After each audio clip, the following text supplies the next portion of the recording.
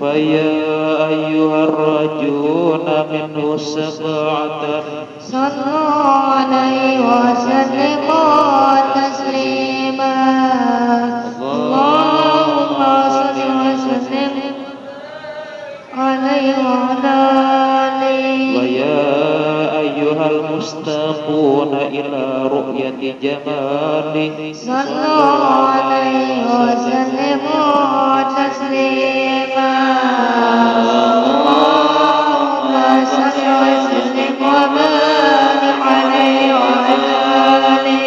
ويا من يخطب وصاله يقظة ومناما صلوا عليه وسلموا تسليما اللهم صل وسلم وبارك عليه وعلى آله.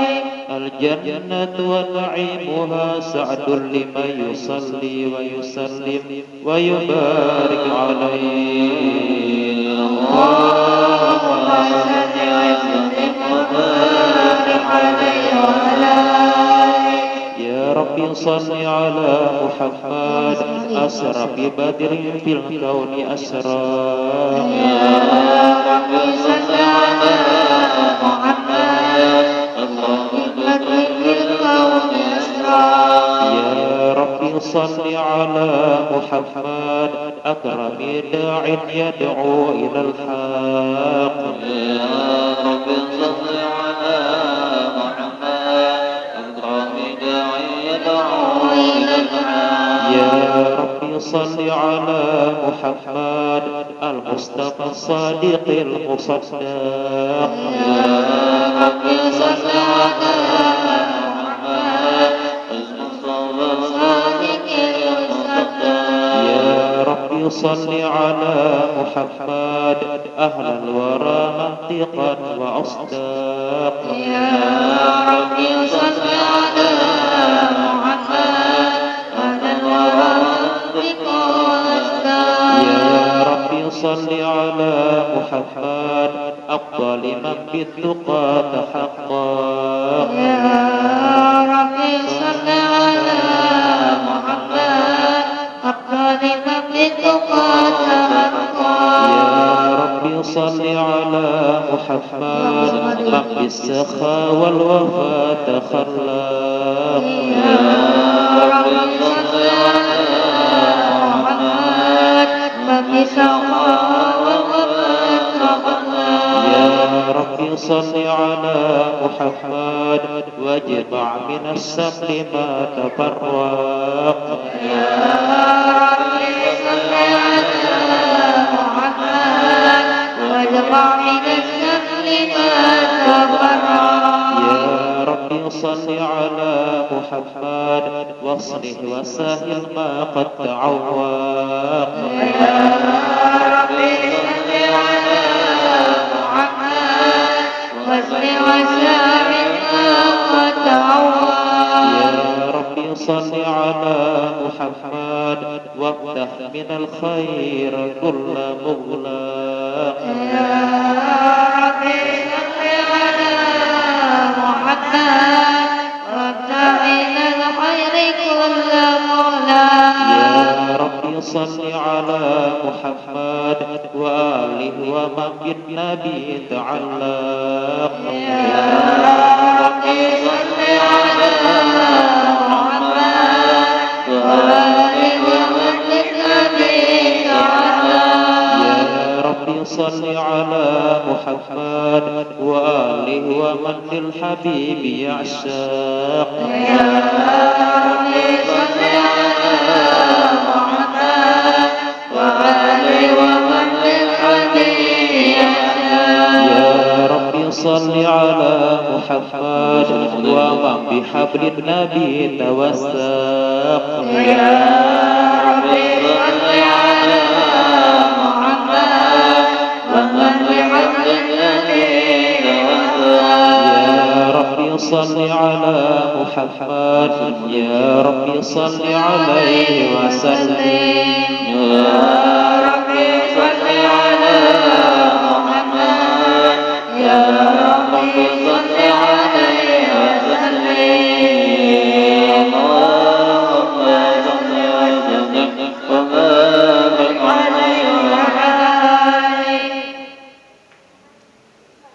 السلام عليك زين الأنبياء السلام عليك أتقى الأنبياء السلام عليك زين الأنبياء السلام عليك أتقى الأنبياء السلام عليك زين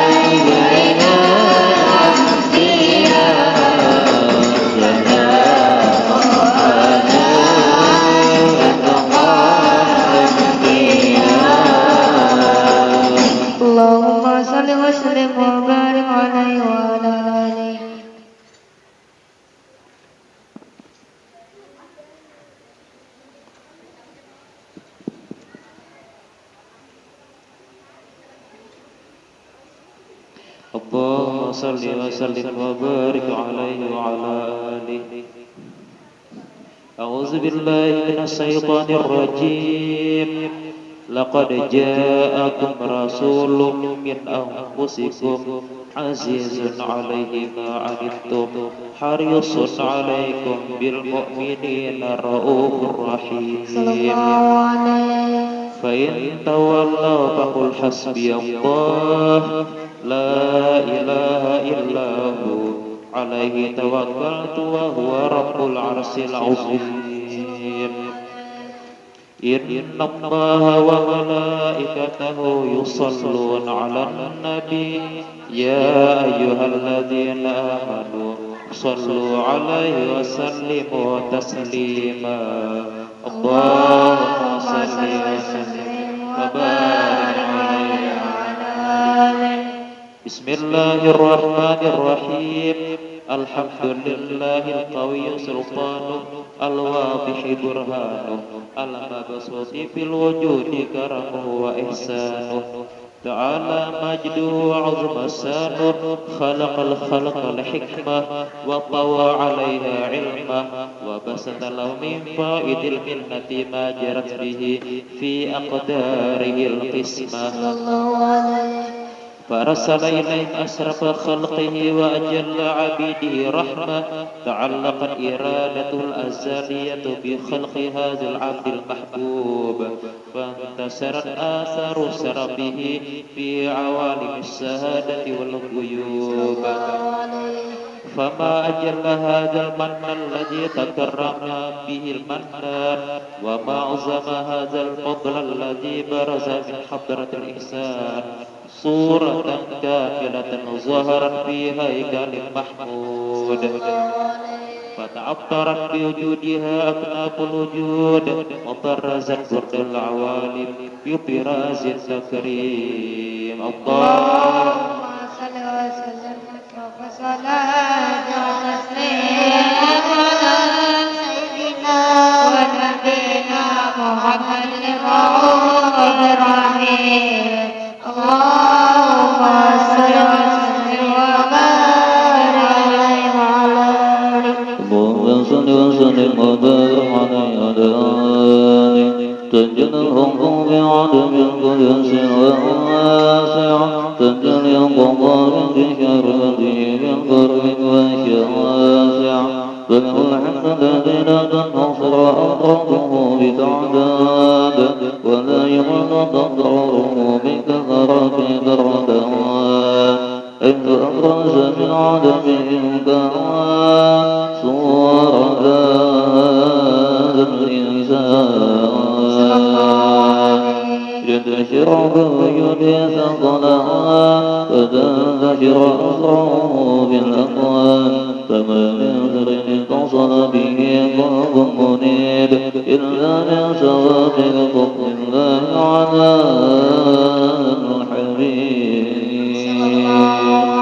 يا ولد يزور قد توانا بحبيب عملنا مدعونا كلما شرب وجود بنور ومركون بهجة جمالا وترك بحسن على مقام ودنا بمجده ودعانا تهدف العيون في مجدلة بشرا ثامنا يزيل الضلال وهو نظام ما غدره بشؤونه وكمالا. فسبحان الذي أبرز من عمره امتناعا ما يعجز عن وصف النساء ويهار بدعم معانيه جنوات. إن ظهر منه بعدم البطون والظهور ما آمن وجود الخلق النور. فتباركنا من إله كريم بشرنا آياته بذكر الحكيم ببشارة. فقد جاءكم رسول من أنفسكم عزيز عليه ما عنتم حريص عليكم بالمؤمنين رؤوف رحيم.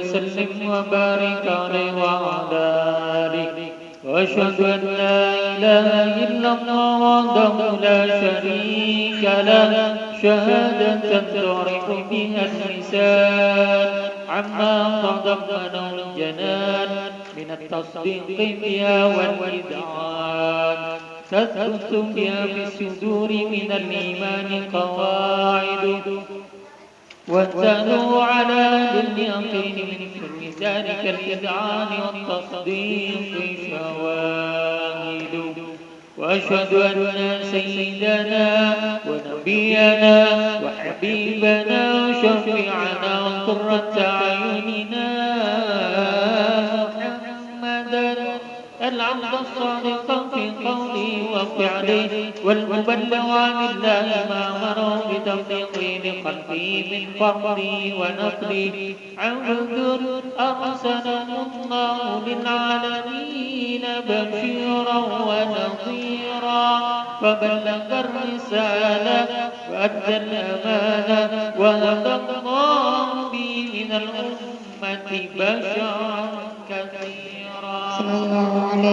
فكان في ظلمة الجهل للمستبصرين سراجا وقمرا منيرا فما أعظم من منة تكرم الله بها على البشر وما أوسع من نعمة انتشر سرها في البحر والبر اللهم صل وسلم بأجل الصلوات وجمعها وأزكى التحيات وأوسعها على هذا العبد الذي وقى بحق العبودية وبرز فيها في خدمة الكمال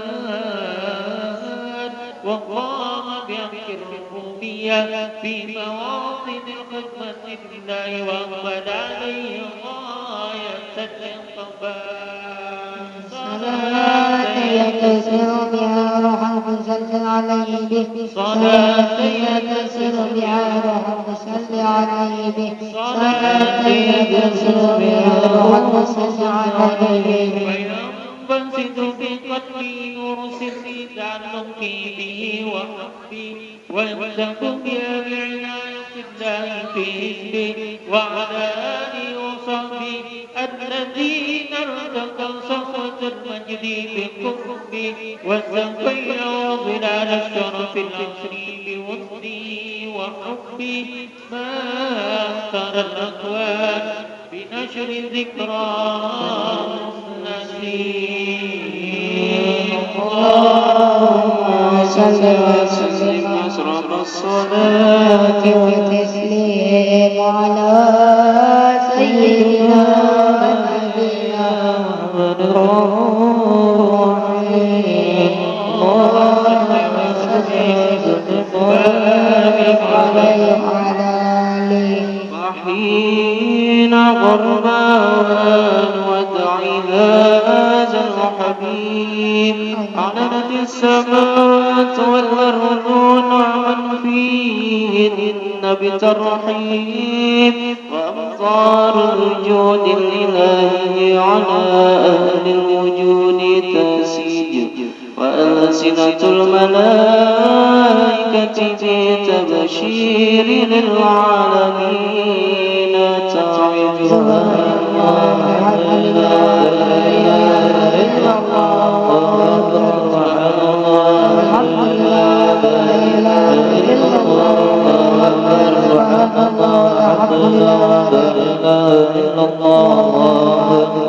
والقدرة غشبت بناع هذا المسنون يبرز نوره صلى الله عليه وسلم كاملا في علم الزهور نورا فاق كل نور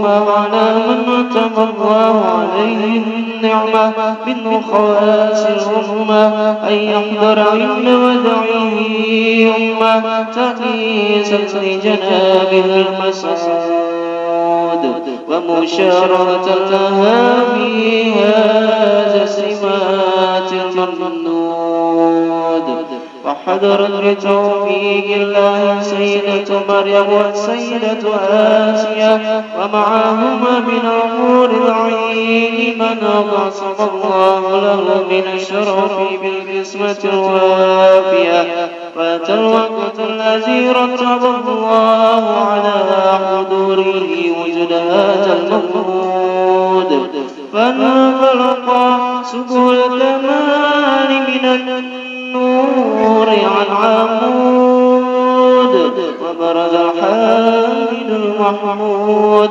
مذعنا لله بالتعظيم والسجود صلى الله على محمد صلى الله عليه وسلم صلى الله على محمد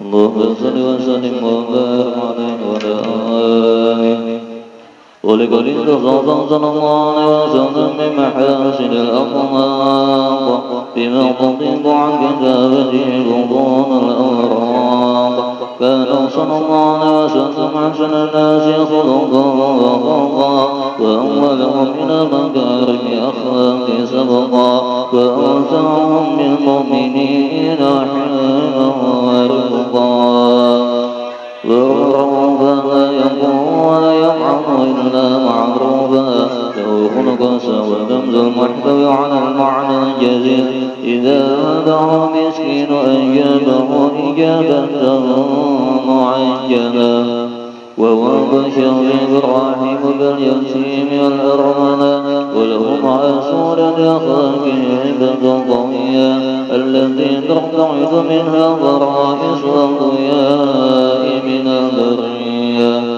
فمن أصل طيبه تعطر الدروب والمنازل وبحرب ذكره تطيبت المجالس والمحافل فهو صلى الله عليه وسلم جامع صفات الكمالية فمن ضرب بخلقه وخلقه بأشرف خصوصية فما من خلق بالبرية محمود إلا وهو متلقى عن سيد الوجود أجمل بأصل حبيب وشانه والعظام بمجده ومكانه أوصاب إذا قد دعانا مجدها أخذا على نجبتها بعنانه فقد انبسط القلم بتدوين ما أبده وقائع مرد النبي الكريم وحكاية مقرب الله به هذا العبد مقرب من التكريم والتعظيم والخلق العظيم فأرسل مني يومك عند الظلام في هذا المقام فأمر السلام على سيد الأنام السلام عليك يا نبي رحمة الله وبركاته السلام عليك يا نبي رحمة الله وبركاته السلام عليك يا نبي رحمة الله وبركاته وبذلك يشرف كما يسر التقديم فعليه أفضل الصلاة والتسليم اللهم صل وسلم أشرف الصلاة والتسليم على سيدنا نبينا عبد الرحيم اللهم صل وسلم وبارك عليه يا رسول الله يا من حبه يشفي السقام يا رسول الله يا من حبه يشفي السقام أنت الله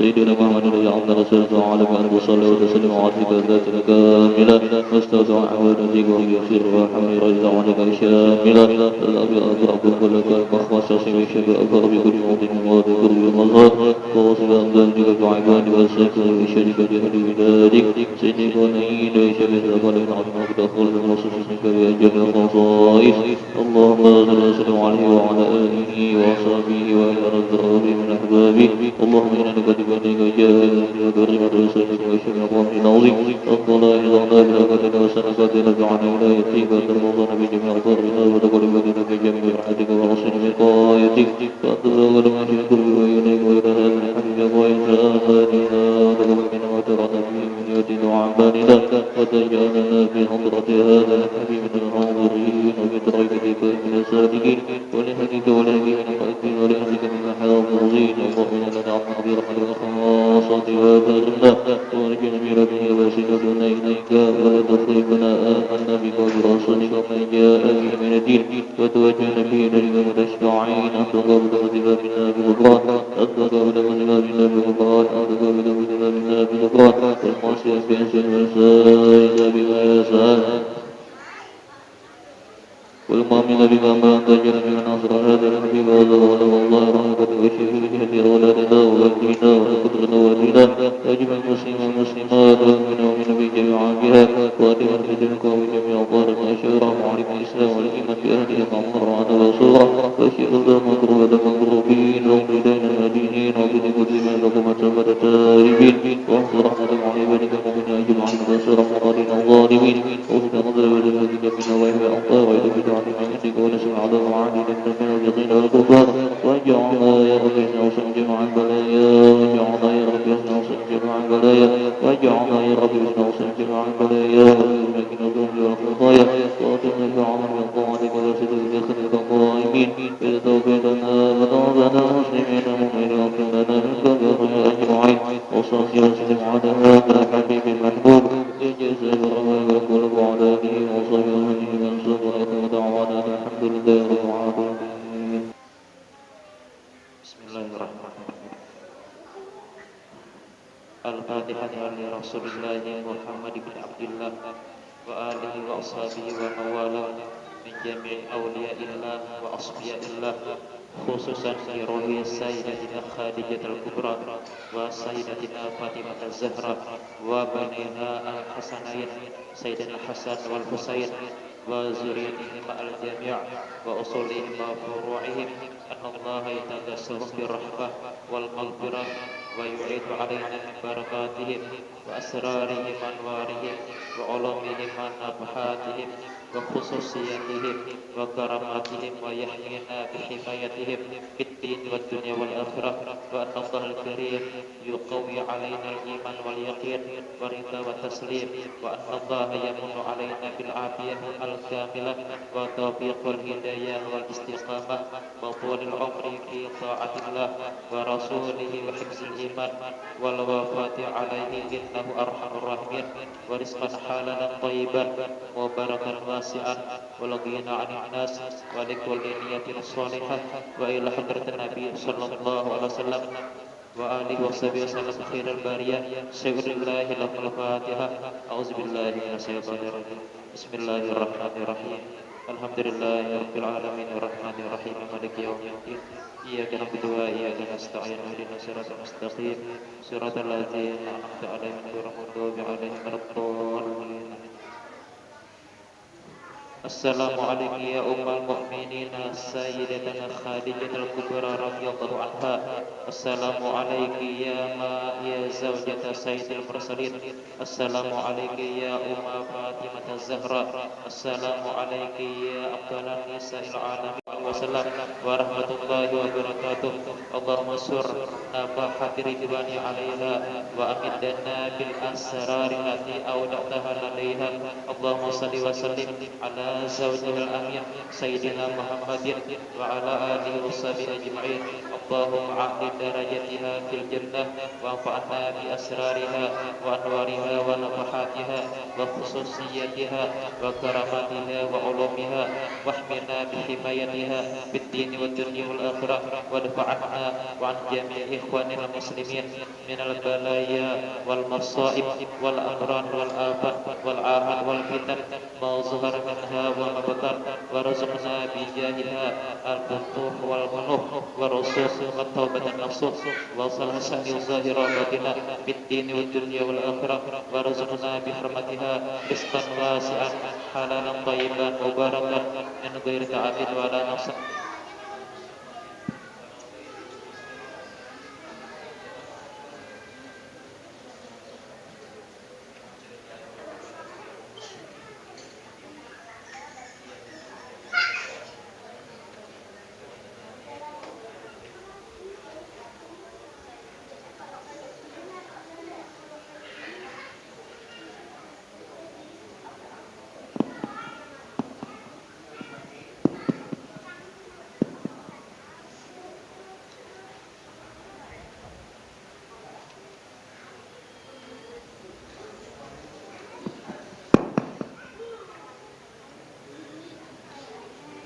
Alhamdulillah pada malam hari ini kembali kita dapat melaksanakan amalan rutin kita, yaitu membaca maulid, kemudian membaca manaqib Sayyidah Khadijah Al-Kubra.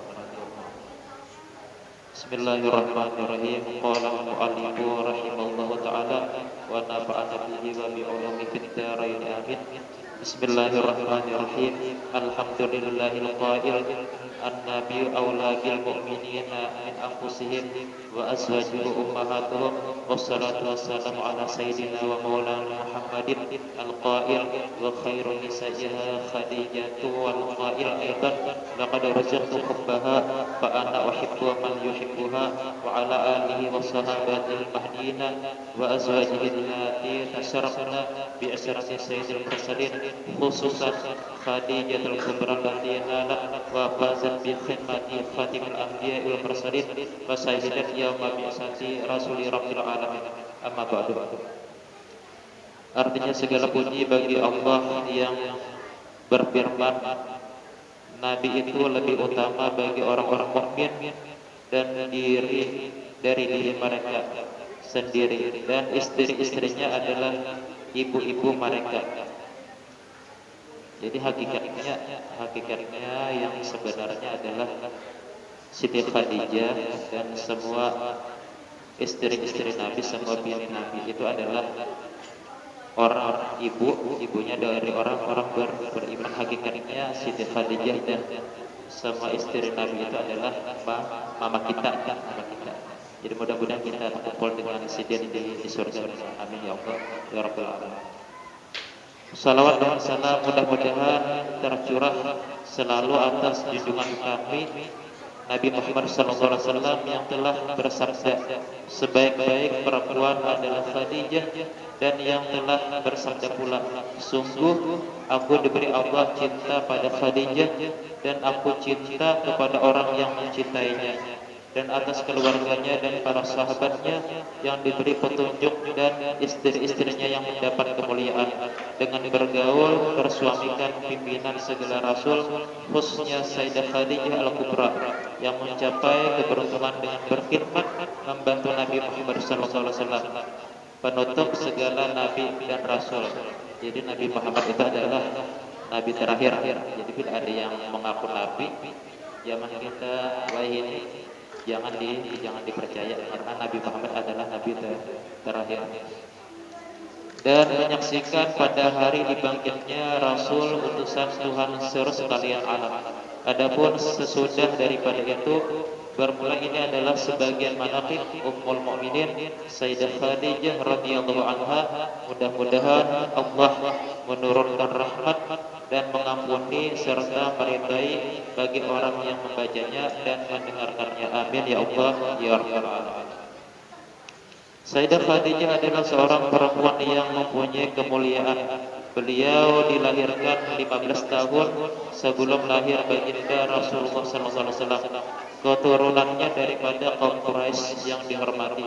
Beliau adalah seorang pedagang yang terkenal dan kaya raya.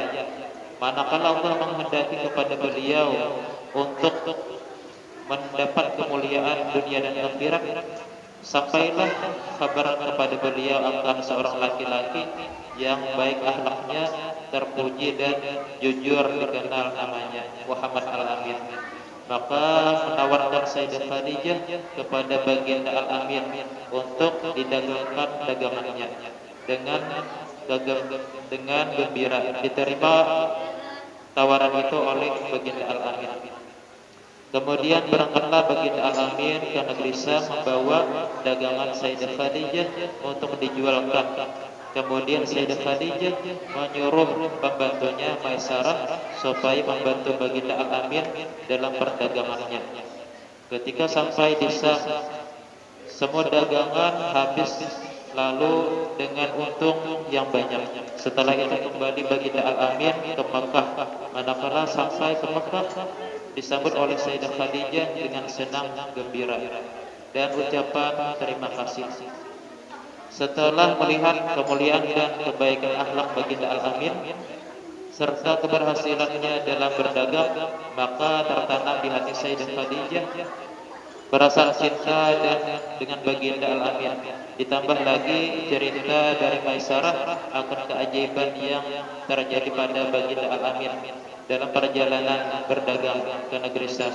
Di antaranya awan yang menaungi selama dalam perjalanan, unta yang tunduk dan patuh, perjalanan yang jauh, yang cepat sampai dan mudah. Mendengar cerita yang demikian itu, maka bertambah kuatlah cinta Khadijah kepada baginda Al-Amin. Kemudian daripada itu menyuruh Sayyidah Khadijah akan Nabisah binti Umayyah untuk menanyakan hal keadaan baginda Al-Amin. Kemudian berangkatlah Nabisah kepada baginda Al-Amin dan bertanya, "Wahai baginda Al-Amin, apakah yang menegah engkau daripada berkawin?" Jawab baginda, "Aku tidak punya apa-apa." Berkata Nabisah, "Bagaimana kalau ada seorang perempuan yang baik akhlaknya, keturunannya mulia, elok rupanya dan kaya raya, menginginkan diri engkau?" Dijawab baginda, "Siapakah?" Berkata Nabisah, "Khadijah." Dijawab baginda, "Sesungguhnya aku lihat Khadijah adalah seorang perempuan yang mulia, akhlak terpuji, bijaksana, dan terpelihara daripada pekerjaan kaum jahiliyah." Kemudian musyawarahlah baginda Al-Amin dengan paman-paman beliau dan mereka pun semua setuju, maka mendapatlah keberuntungan dunia dan akhirat. Sayyidah Khadijah berkawin dengan Muhammad Al-Amin khairul bariyah. Kemudian datanglah pembesar-pembesar kaum Quraisy menyaksikan perkawinan itu. Lalu Abu Thalib paman baginda berkata, "Segala puji bagi Allah yang telah menjadikan keturunan kami dari zuriat Nabi Ibrahim alaihissalam, menjadikan kami sebagai pembersih Baitullah, pelayan tanah haram dan pembesar Quraisy." Kemudian daripada itu, anak saudaraku ini Muhammad bin Abdullah tidak ada bandingannya. Walaupun ia tidak kaya, tetapi akhlaknya terpuji, keturunannya mulia. Sesungguhnya telah meminang ia akan Khadijah binti Khuwailid dengan mahar yang telah ditentukan. Demi Allah, kejadian itu sangat besar dan perkawinan ini sangat mulia. Kemudian berkata Waraqah bin Naufal, "Segala puji bagi Allah yang telah menjadikan keturunan kita daripada pembesar dan pimpinan Quraisy dan keturunannya dan keturunan kalian semua daripada pembesar-pembesar Quraisy yang mulia." dan kami sangat gembira dengan terhubungnya kekeluargaan dengan kalian. Kemudian saksikanlah wahai kaum Quraisy bahwasanya aku kawinkan Khadijah binti Khuwailid dengan Muhammad bin Abdullah dengan mahar 400 dirham. Kemudian berkata Abu Thalib, segala puji bagi Allah yang telah menghilangkan kesedihan dan kedukacitaan berkah perkawinan ini. Baginda kawin berumur 25 tahun, Khadijah berumur 40 tahun. Maka mengadakan walimah baginda dengan menyembelih 2 ekor unta, dan adalah Sayyidah Khadijah salah seorang istri yang paling banyak membantu baginda ketika baginda pergi berkhulwat beribadah kepada Allah Subhanahu wa taala. Sayyidah Khadijah menyiapkan makanan dan keperluan baginda. Maka dengan sabar dan ridha beliau menunggu baginda pulang dan menyambut baginda dengan gembira, menghibur dan menyenangkan hati baginda daripada kepayahan apabila datang dari Gua Hira. Sampai kepada masanya baginda bertemu dengan malaikat Jibril membawa wahyu yang pertama. Maka pulanglah baginda dengan perasaan yang berbeda. Lalu beliau minta selimuti kepada Khadijah sambil berkata, wahai Khadijah, selimuti aku. Wahai Khadijah, selimuti aku.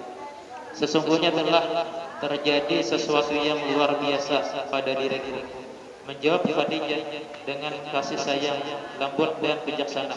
Demi Allah, sesungguhnya Allah tidak akan menjadikan engkau hina selamanya.